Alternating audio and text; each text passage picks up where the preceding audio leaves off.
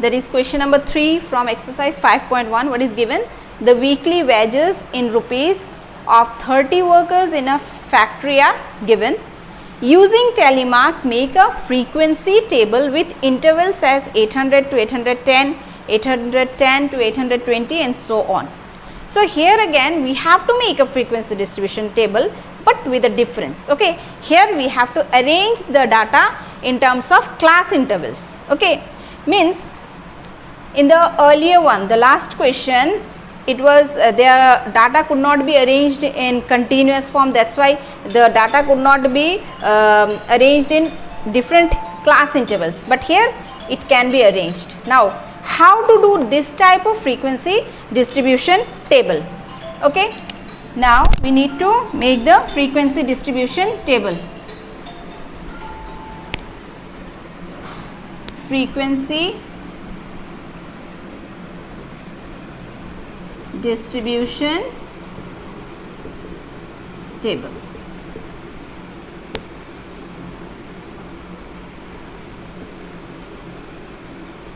You already know how to make frequency distribution table, but here since they have told us to arrange it in intervals, so what we will write here? Class interval. Okay, the second one will be the same, that is tally marks. Yes, tally marks. The third one will be, yes, it will be frequency, same. Done. Now class interval they have already given us how to do that one, means how to arrange, means in between 800 to 810. Then second one will be 810 to 820, then 820 to 830. Now how to see, means up to which we have to write. See the highest one, 898. It appears to be 898. Yeah, not more than that one, isn't it? So 830 to 840, 840 to 850, 850 to 860, 860 to 870, 870 to 880, 880 to 890. We are having 898 also, isn't it? So one more is needed, so let's take it here, 820 to 830. Let's make it 30 to 40, so that 40 to 50, 50 to 60, let us make it 60 to 70, so that whatever space is available we can do it in that one. Okay, 880 to 890, 890 to 900. All the intervals should be of same length. Okay, means if the length of the interval is 10, throughout it has to be 10. Now the same thing, class interval, you know, in the last question also we have done it like that, isn't it? The first one is, now one more thing, see here 810 is appearing here also, here also. So if one of the data is coming to be 810, where we will put the tally mark? Definitely in this one. Okay, if it is repeating, it means that you have to consider that observation, that particular thing to be in that particular interval where it is in the lower limit. Okay, this is called the lower limit, this is the upper limit. Okay, and the length of the interval means the distance between these two, means width of the interval, means upper limit minus lower limit. 810 minus 800, that is 10. So this is called the class width or the length of the interval. This is called the lower limit, this is called the upper limit. Clear? So you have to mark that particular data in that particular interval where it is the lower limit. Okay, suppose 820, we are finding somewhere 820, so you have to put that one in this one, the third one, not in the second one. Clear? So let's start. 830, where we will put it here? Yeah, definitely in the third one. Let us make this line so that we don't get confused while doing. Okay, so that we will not be confused, isn't it? So here third, let's do it. 830 here, 835 here only, 890 where we will put the last one, 810 here, 835 again here, 836 here only, 869. So 869, 869 will be here, then 845 here, 898 will be here, then 898 again here, 820 this one, 860 this one, not in this one, 860 will be here, then 832, see 4 already done, so 832, then 833, 855 definitely here, 845 here, 804 here, 808 here, 812 here, 840 will be here, 885, 880 to 90, 85, then 835, again 835, then 836, then 878 will be here, 840 here, okay, then 868 definitely in between 860 and 70, then comes 890, where to put it? Not in this one, in this one, 890, okay, done. Then 806, where should it come? Here, 840, again the fifth one, so just do it like that. Okay, so we did all those telemarks. Now let us see what the frequency is coming for each interval. Okay, let's find it out.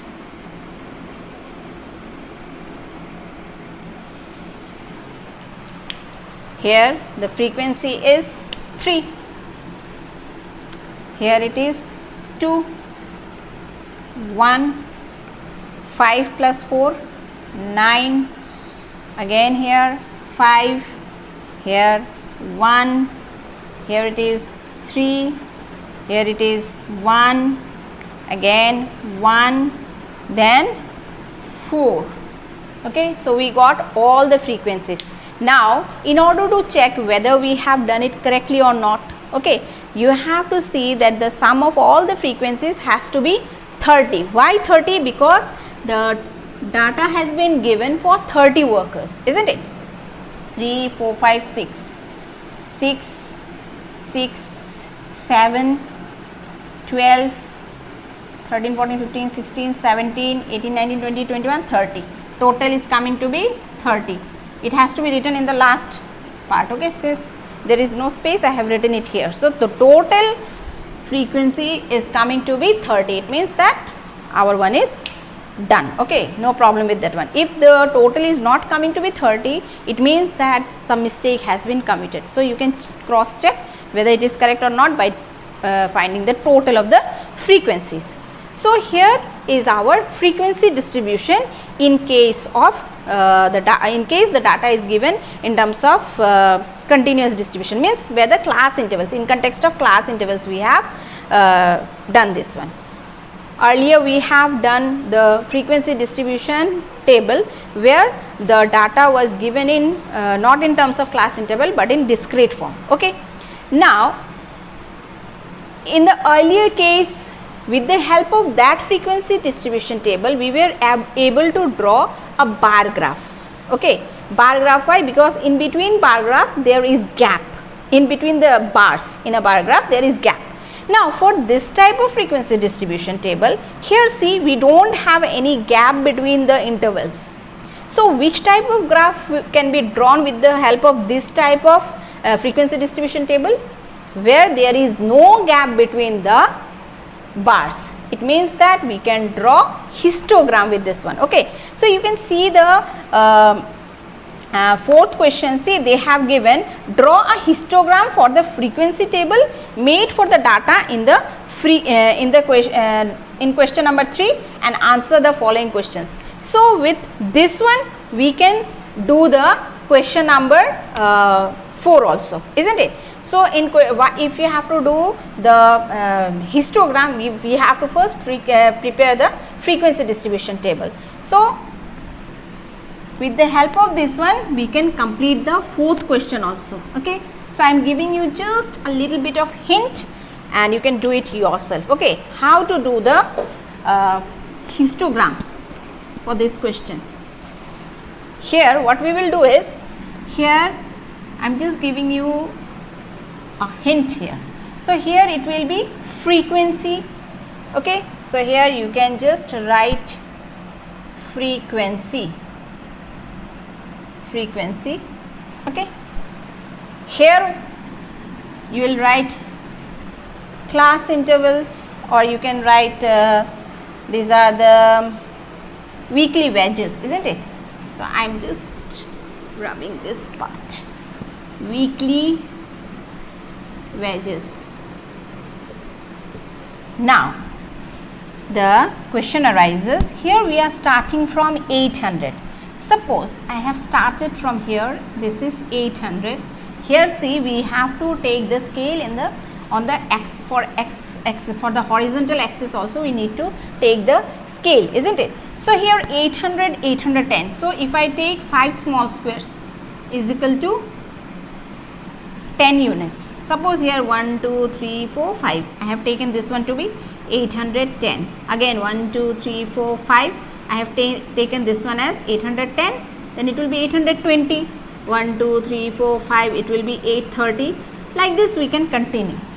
But the question arises, here from here to here, if it is 800, from the same distance, how can we consider this to be 800 and this to be only 10? Isn't it?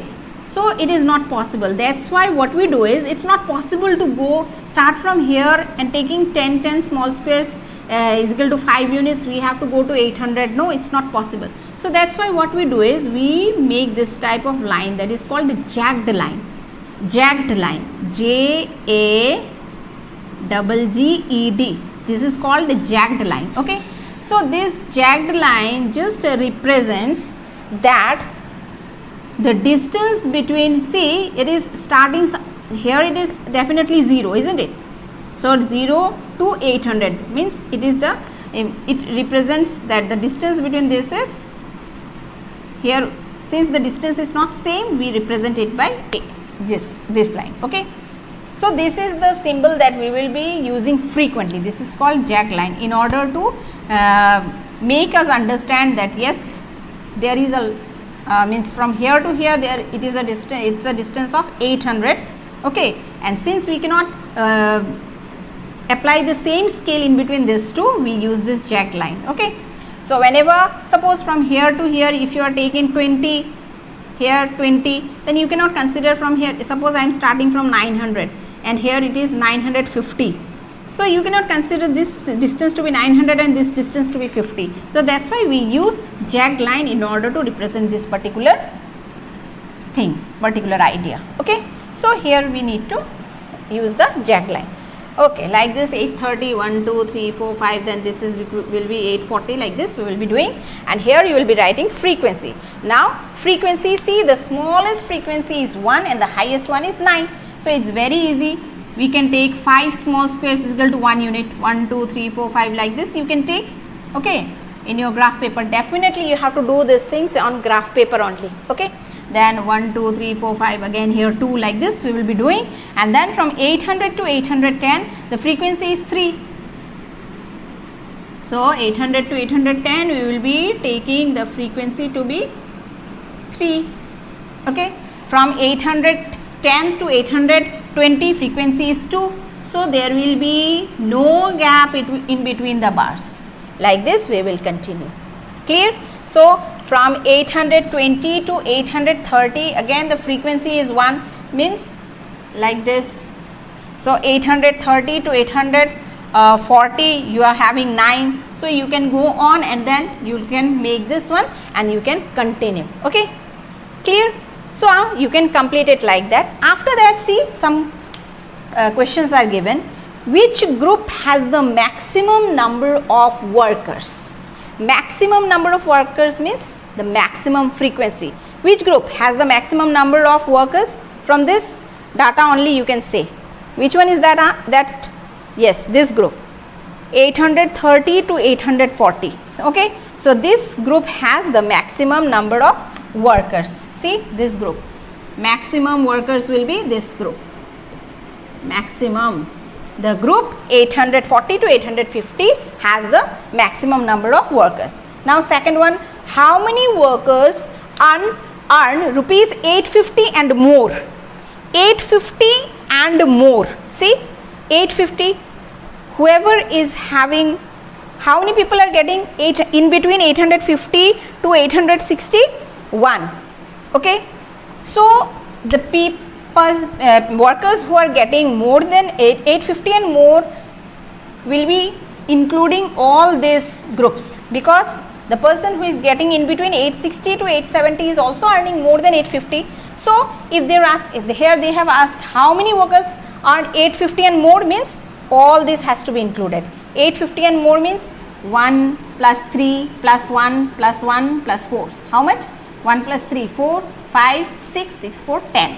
So these are the people, 10 workers. So second answer will be 10 workers earn more than earn 850 and more. Workers earn 850 and more. Clear? The third one, how many workers earn less than 850?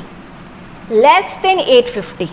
See, from here the workers who are earning more than 850 and more are coming. So 10 workers are earning more 850 and more. And how many total workers were? 30.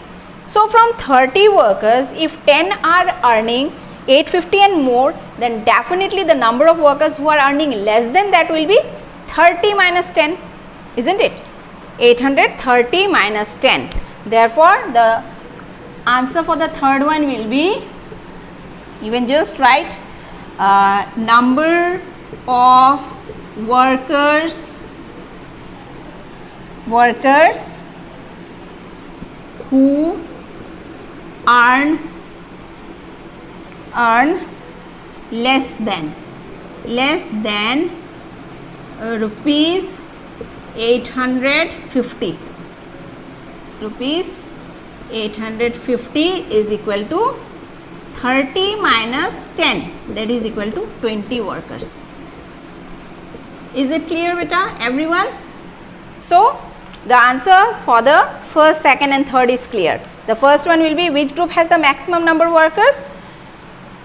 The group 830 to 840 has the maximum number of workers. Okay. Now how many workers earn more, 850 and more? 850 and more, this total 10 workers. Okay. The workers who are earning 860, in between 860 and 870, they also come under this group.